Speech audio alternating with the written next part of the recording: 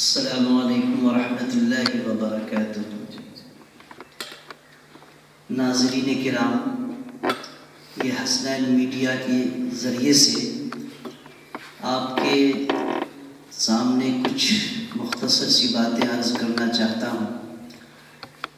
امید ہے کہ اللہ تعالی ہم سب کو صحیح سمجھ اور صحیح عمل کی توفیق عطا فرمائیں گے، آمین۔ الحمد للہ وکفی وسلام علی عباده الذین اصطفى، اما بعد فقد قال الله تبارک وتعالی فی کتابه الکریم فاعوذ باللہ من الشیطان الرجیم، بسم اللہ الرحمن الرحیم، ان اللہ لا یغیر ما بقوم حتی یغیروا ما بانفسهم، صدق اللہ العظیم۔ شاعر نے کس اچھے انداز میں اس آیت کا ترجمہ فرمایا ہے کہ خدا نے آج تک اس قوم کی حالت نہیں بدلی، نہ ہو جس کو خیال خود اپنے حالت کے بدلنے کا۔ اور واقعی یہ حقیقت ہے۔ دوسری جگہ شاعر کہتا ہے یہ عرض حال ہے، شکایت کی کوئی بات نہیں، ہم جی رہے ہیں مگر لذت حیات نہیں۔ کہ آج کے اس پرفتن دور میں، آج کے اس ماحول میں، ایک شاعر نے کہا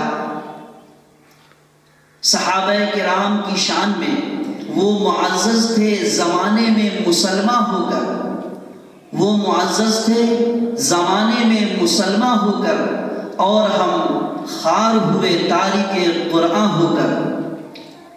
تو حضرات گرامی، اللہ رب العزت نے جو تقوی کا معیار رکھا ہے وہ نیک اعمال کے اوپر ہے۔ خود اللہ پاک نے قرآن پاک میں ارشاد فرمایا ان اکرمکم عند اللہ اتقاکم، کہ اللہ کے نزدیک سب سے زیادہ مکرم شخص وہ ہے جو اللہ کا سب سے زیادہ تقوی اختیار کرنے والا ہو، یعنی گناہوں سے بچنے والا ہو، فرائض کا اہتمام کرنے والا ہو، منہیات سے پرہیز کرتا ہو۔ اسی لیے صحابہ کرام ہمیشہ کامیاب رہے۔ جنگ بدر کے اندر آپ دیکھیں گے کہ صرف 313 بعض خالی ہاتھ ہیں۔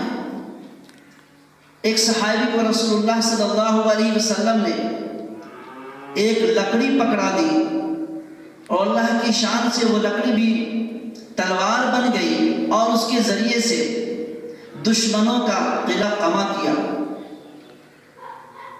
تو اس آیت میں اللہ پاک نے اس طرف متوجہ فرمایا ہے ایمان والوں کو کہ ان اللہ لا یغیر ما بقوم حتی یغیروا ما بانفسہم، کہ جب تک ہم خود اپنے سدھار کے لیے اپنے آپ کو دین کے راستے پہ فرائض کے اہتمام کے ساتھ نہیں ڈالیں گے، اس وقت تک ہمارے اندر سدھار نہیں آ سکتا اور پھر دنیا کا نظام ہمارے موافق نہیں ہو سکتا۔ صحابہ کرام نے انہی باتوں کو سمجھا تھا، جس کی وجہ سے صحابہ کرام ہمیشہ ہر چھوٹی بڑی سنت پہ عمل کرتے رہے۔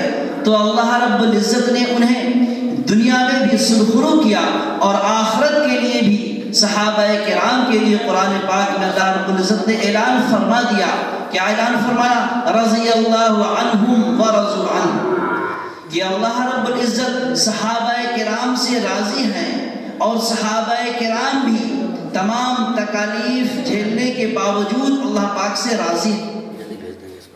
تو اس لیے آج کے اس ماحول میں، آج کے وقت میں دیکھا جائے تو پوری دنیا کے اندر جتنی مساجد ہیں، اس سے پہلے کبھی اتنی مساجد نہیں تھی۔ آج کے دور میں جتنے مدارس ہیں دنیا میں، اس سے پہلے کبھی بھی اتنے مدارس نہیں تھے۔ آج کے دور میں جتنے علماء کرام دنیا میں ہیں، اس سے پہلے کبھی بھی اتنے علماء کرام نہیں ہوئے۔ آج کے دور میں جتنے حفاظ عظام دنیا کے اندر موجود ہیں، اتنے کے حفاظ کرام اس سے پہلے کبھی نہیں تھے۔ کل ملا کر یہ ہے کہ ہر اعتبار سے ظاہری طور پہ ہر شعبے میں کافی تعداد میں دینی لائن کے لوگ موجود ہیں، لیکن ان کے اندر حقیقت نہیں ہے، روحانیت نہیں ہے، تقوی نہیں ہے، جس کی وجہ سے وہ 313 تھے تو بھی کامیاب ہوئے، اور آج ہم کروڑوں کی تعداد میں ہو کر بھی ناکام ہیں۔ دنیا کے اندر ہر طرف شرمندگی ہاتھ لگ رہی ہے، ہر جگہ ناکامیابی ہاتھ لگ رہی ہے۔ اسی لیے ہمارے لیے ضروری ہے کہ ہم سب کے سب تقوی اختیار کریں اور اللہ کی منع کردہ چیزوں سے پرہیز کریں اور سچے پکے مسلمان بن جائیں، تبھی ہم دنیا میں بھی کامیاب ہو سکتے ہیں اور آخرت میں بھی کامیاب ہوں گے۔ اس لیے میرے محترم بزرگوں اور دوستو، اللہ رب العزت کے ہر احکام کو پابندی سے عمل کرنے کی کوشش کریں اور جن چیزوں سے اللہ پاک نے منع کیا ہے ان سے بچنے کی کوشش کریں، نہیں تو ہم دنیا میں کامیاب نہیں ہو سکتے ہیں اور آخرت میں بھی کامیاب نہیں ہو سکتے۔ اس لیے کہ اللہ پاک نے دونوں جہان کی کامیابی کا دار و مدار دین کے اوپر رکھا ہے، اور دین کیا ہے کہ اللہ پاک کا بھیجا ہوا دین اور نبی صلی اللہ علیہ وسلم کا طریقہ، اسے ہمیں اپنانا بے حد ضروری ہے۔ لہٰذا ان تمام میں سب سے پہلا فریضہ یہ ہے کہ ہم نماز کا اہتمام کریں۔ نماز افضل الفرائض ہے، تمام فرائض میں سب سے افضل نماز ہے، اس لیے ہمیں نماز کا اہتمام کرنا ہوگا اور اس کے بعد تمام فرائض کا اہتمام کرنا ہوگا، تبھی اب دونوں جہان میں کامیاب ہو سکتے ہیں۔ اللہ تعالیٰ سے دعا ہے کہ اللہ پاک ہم سب کو اپنے تمام احکامات کو دل و جان سے عمل میں لانے کی توفیق عطا فرمائے اور تمام منع کی ہوئی چیزوں سے بچنے کی توفیق عطا فرمائے، آمین۔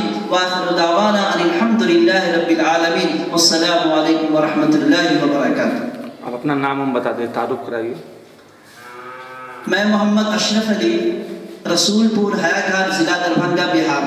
ہماری تعلیم مدرسہ ریاض العلوم بریلی جونپور یو پی سے ہے، وہاں سے سن 2000 میں ہم نے فاضل کیا ہے، اور اس کے بعد سے دینی خدمت میں ادارے میں تعلیم دینا، اس کے بعد امامت کرنا، یعنی دینی کاموں میں ہمارا جو ہے مشغلہ ہمارا ہے،